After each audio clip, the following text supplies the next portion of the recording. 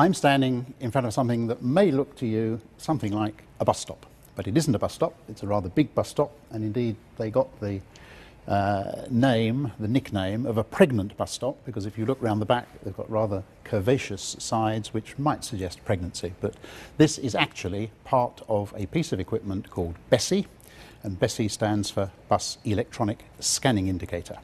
And to understand what it did, you need to go back to the late 1950s, when bus services were beginning to get fairly heavily upset by traffic congestion.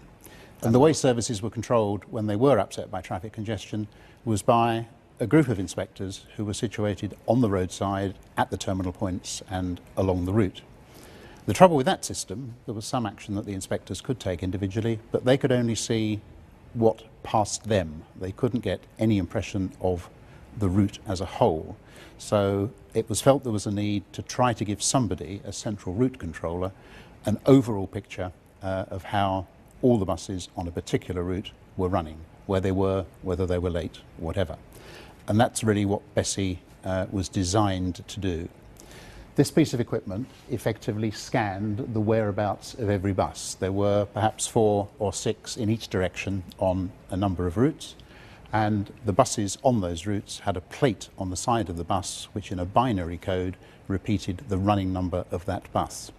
And that running number was scanned by the head you can see on the top of the pole, and having scanned it, it was translated back to the route controller at London Transport Headquarters at 55 Broadway.